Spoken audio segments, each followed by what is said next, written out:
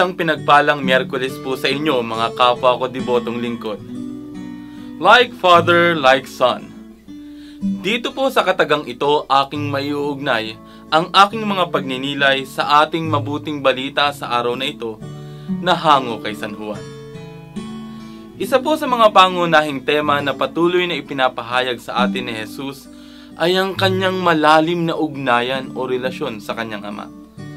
Dito sa ugnayang ito na mayroon sila, humuhugot si Jesus ng inspirasyon at determinasyon sa kanyang pagmimisyon.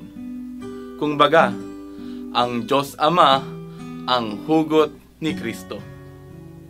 Ang kanyang pagsunod sa kalooban ng Ama ang dahilan, ang pinagmulan at ang bukal ng kanyang paglilingkod sa kanyang kapwa. Mulat si Jesus na siya'y isinugo ng Ama at ito ang diwa ng kanyang mga sinabi at ginawa. Sa iba't ibang pagkakataon, iginigiit ni Jesus na ang kanyang lahat ng mga ginawa at sinabi ay hindi ganang kanya lamang, kundi ito ay iniutos ng kanyang Ama. Ang kanyang mga itinuro ay batay sa sinabi ng kanyang Ama. Ang lahat ng ito ay ipinahayag niya at ibinahagi sa atin dahil ito ang nais na ipahayag na mensahe ng kanyang Ama. Tunay ngang naging malalim ang kanilang ugnayan.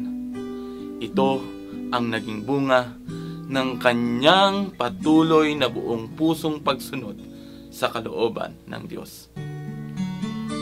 Kaya nga't kung ano ang nais ipakita, iparinig, at iparana sa atin ng Diyos Ama, ay siya ngang ating nakita, narinig, at naranasan kay Jesus. Si Jesus ang naging mukha ng Diyos Ama. Kaya nga't kung sino ang nakakita kay Jesus, ay siya ring nakakita sa Diyos Ama. At kung sino man ang nananalig kay Jesus, ay hindi lamang nananalig sa Kanya, kundi siya rin ay nananalig sa kung sino ang nagsugo sa Kanya. Kaya nga't nakakatuwa at napakaganda ng temang pinili ni Pope Francis sa Year of Mercy. Merciful like the Father. Maging maawain tulad ng Ama. Si Jesus ay naging maawain rin lalo na sa mga taong patuloy na humihingi ng tawad sapagkat ang kanyang Ama ay naging maawain rin. Ipinakita ni Jesus ang walang hanggang awa ng Panginoon. Si Jesus ay maawain, subalit hindi lamang nais niya na siya lamang ang maging maawain. Tayo ay patuloy din niyang hinahamon at inaanyayahan na magpakita rin ng pagiging mabuti at maawain sa ating kapwa. Sana ang nais niya, hindi lamang siya ang makakapagsabi ng like Father, like Son. Ang hamon ni Jesus ay maging tulad nawa tayo ng ating Diyos Ama. Maawain, mapagmahal, at mapagkalinga.